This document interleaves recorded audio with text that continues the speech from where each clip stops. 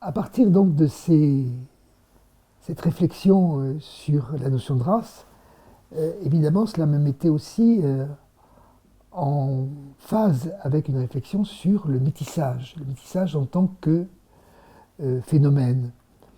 Et là, pour le coup, il y a eu en 1998 un grand congrès franco-international, le congrès des travaux historiques et scientifiques qui regroupe l'ensemble des sociétés savantes françaises et qui s'est tenu en 1998 à Fort-de-France. Et là, j'avais été chargé donc d'un colloque spécifique sur le métissage. Et ce colloque donc a donné lieu à un ouvrage qui est paru en 2001 où je fais l'introduction et où il y a un certain nombre d'intervenants qui avaient participé au colloque et qui ont participé à l'ouvrage. Un ouvrage donc intitulé « Paradoxe du métissage ». Alors pourquoi paradoxe? Parce que, en fait, ce qui me semble intéressant à souligner, c'est que le métissage, bien sûr, c'est quelque chose qui est à l'œuvre dès le départ des sociétés coloniales. À partir du moment où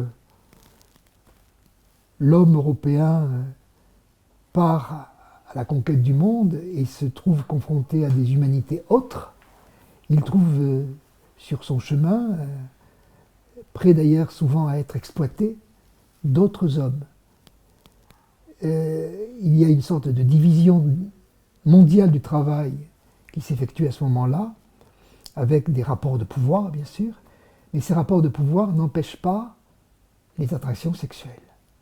Et de là, donc, apparaissent des individus qui sont en quelque sorte imprévus au départ, des individus donc qui sont issus à la fois donc des dominants européens et des dominés qu'ils rencontrent, et d'où cette apparition des métis, et on les voit arriver dès la colonisation ibérique, dès le XVIe siècle, avec des termes qui apparaissent, mulatto, donnant en français mulâtre, mestizo, donnant en français métis, etc. Mais ce que l'on peut également remarquer, c'est que tout cela résulte finalement de représentations mentales. Le métissage, il n'existe que dans la tête de ceux qui, en quelque sorte, l'édictent. Parce que, au niveau génétique, on ne peut pas dire qu'il y a une originalité du métissage. Ou alors tout le monde est métisse. Puisque finalement, génétiquement, nous sommes faits d'apports divers. Mais là, en l'occurrence, qu'est-ce que c'est que le métissage? C'est la conscience d'une distance entre des géniteurs différents. Donc, à partir du moment où il y a des géniteurs qui sont phénotypiquement contrastés, l'appréciation du métissage va pouvoir être portée. Et c'est donc dans cette ligne-là que j'avais proposé de parler justement de paradoxe du métissage. Pourquoi paradoxe? Parce qu'en fait, qui dit métissage dit race. C'est parce qu'il y a dans la tête des gens cette idée de race qu'on peut parler de métissage. Mais en même temps, on est bien sûr, et c'est là où le paradoxe se referme, on est en même temps, je dirais, dans le savoir populaire qui est volonté essentialiste. Et c'est parce que justement le métissage, l'appréciation de métissage se situe sur ce terrain essentialiste qu'elle peut combattre sur son terrain la notion adverse de pureté. Et que c'est ça qui me paraît quand même, disons, intéressant dans cette notion de métissage, même si on s'aperçoit que c'est quelque chose qui est très lié à la race, malgré tout, ça permet de combattre sur son terrain même la notion d'identité raciale. Voilà, donc Paradoxe du métissage, ouvrage paru en 2001, et j'avais pu également participer à une vaste entreprise, un ouvrage qui est paru en 2000, un hommage à Jean Benoît, justement, un hommage mené depuis les Antilles, un ouvrage donc qui s'est appelé Aux visiteurs lumineux, donc dédié à Jean Benoît, ouvrage que j'ai pu coordonner avec des intellectuels antillais, d'abord le linguiste Jean Bernabé, un jeune anthropologue, Géry Létang, et un écrivain, Raphaël Confiant. Et donc nous avons sorti cet ouvrage Aux visiteurs lumineux, qui est composé lui-même de toute une série de contributions intéressantes, centrées justement autour des thèmes qui avaient été ceux de prédilection de Jean Benoît. Alors à partir de là, je dirais que le métissage m'a conduit aussi à m'intéresser de plus en plus, et là je dirais véritablement dans une perspective d'anthropologie culturelle, vers le phénomène de la créolisation. Pourquoi? Parce que nous sommes en présence de sociétés aux Antilles qui ont été composées à partir d'apports culturels divers. Et ce qui est intéressant, c'est de voir comment ces apports culturels en provenance d'Europe, en provenance d'Afrique, en provenance même à partir d'une certaine époque d'Asie, puisqu'il y a eu à partir d'une certaine époque des immigrants sous contrat venus d'Asie, comment tout cela s'est confronté et ce que ça a pu donner. Alors bien sûr, il y avait donc la constitution d'une langue originale, d'une langue faite justement de contact, une langue qui était devenue la langue maternelle des locuteurs, la langue créole. Et à partir de cela, il était intéressant de voir comment à la langue créole pouvait correspondre une culture créole. Et comment cette culture créole s'était constituée tout au long d'un processus de créolisation. Alors, chose sur laquelle il faut insister, c'est que finalement, la culture créole, elle n'est pas constituée de ce qu'on pourrait appeler un métissage culturel. Pas tellement. Certaines fois, oui, bien sûr, il y a des mélanges culturels, mais ce qui constitue, me semble-t-il, beaucoup mieux l'originalité créole, c'est que ces éléments culturels, finalement, subsistent dans leur attache originelle, mais ils se rencontrent au sein même des individus. C'est ce que déjà, d'ailleurs, Roger Bastide pressentait lorsqu'il parlait d'ambivalence socialisée, hein, c'est-à-dire finalement une ligne de partage qui passe à l'intérieur même des individus et qui fait qu'en fonction des situations dans lesquelles ils sont insérés, ils vont pouvoir choisir tel élément culturel ou tel autre. Un bon exemple en matière religieuse, et c'est ce que Philippe Chanson, justement, dans sa thèse, avait bien montré, c'est que on peut passer sans sourciller, je dirais, pour un même individu, d'un registre religieux à un autre.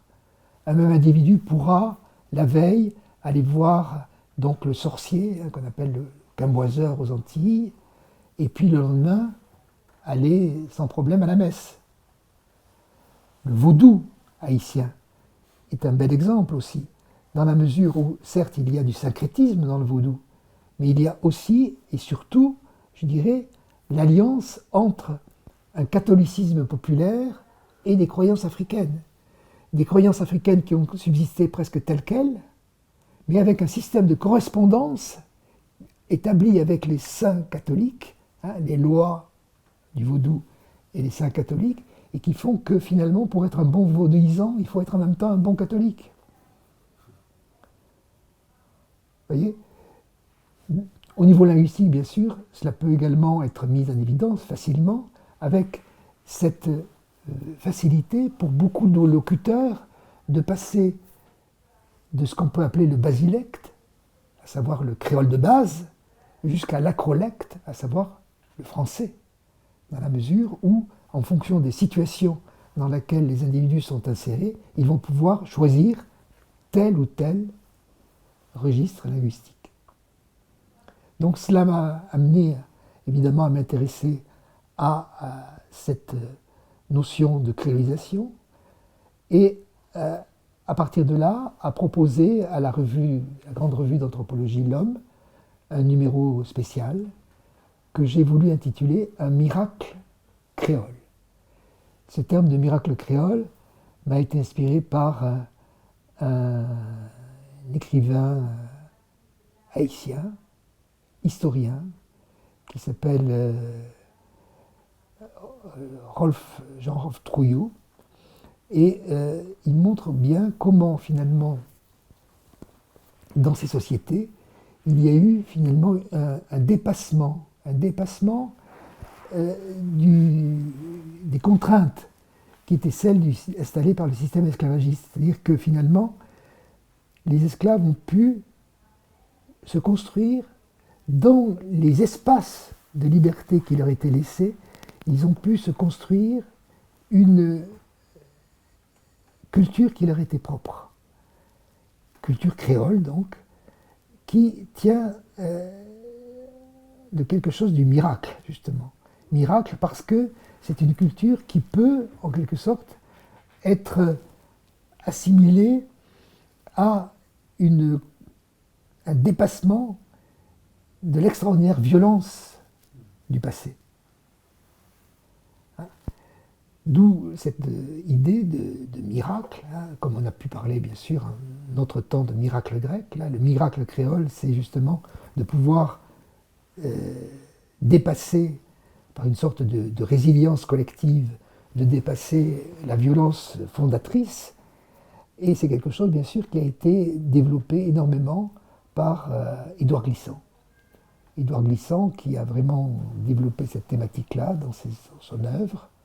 Et bien sûr, dans le numéro spécial de L'Homme consacré à la créolisation, j'y fais allusion, à la fois dans mon introduction, justement, où j'essaye d'expliciter cette notion de miracle créole, et puis dans l'article de fond que j'ai intitulé « Au prisme de la créolisation », où j'essaye de vraiment faire le tour de ce concept de créolisation, en voyant à la fois la manière dont joue justement cette marge de liberté des acteurs sociaux par rapport finalement à l'offre culturelle qui est la leur, comment donc il peut y avoir des sortes de phénomènes où véritablement la créolité entre en œuvre. Dans cet ouvrage, dans cet article, excusez-moi, je parle notamment d'un élément culturel que j'ai trouvé dans la littérature anthropologique sur la région, qui est celle donc des Shakespeare Mas de l'île de Carriacou. L'île de Carriacou, qui est une petite île donc des Grenadines, au sud de la Martinique. Et là, pour le carnaval, se met en scène toute une compétition autour des masques qui sont censés donc représenter une certaine pièce de Shakespeare. Et donc, les individus font assaut en quelque sorte de compétences oratoires pour restituer à leur mesure le texte de Shakespeare. Et on voit bien là, à la fois, si vous voulez, une sorte d'origine africaine de ces compétitions verbales, mais en même temps, la référence à une culture savante d'origine européenne. Donc ça m'a paru un très bon exemple justement de ce que j'essayais de montrer, de cette variation finalement des registres culturels. Et puis, bien sûr, tout cela pouvant déboucher sur des propositions identitaires menées essentiellement par des écrivains. Alors, il y avait eu, bien sûr, quelques années auparavant, un texte important à ce niveau-là, par Jean Bernabé, Raphaël Confiant, auquel je faisais allusion il y a un instant, et puis Patrick Savoiseau, l'éloge de la créolité.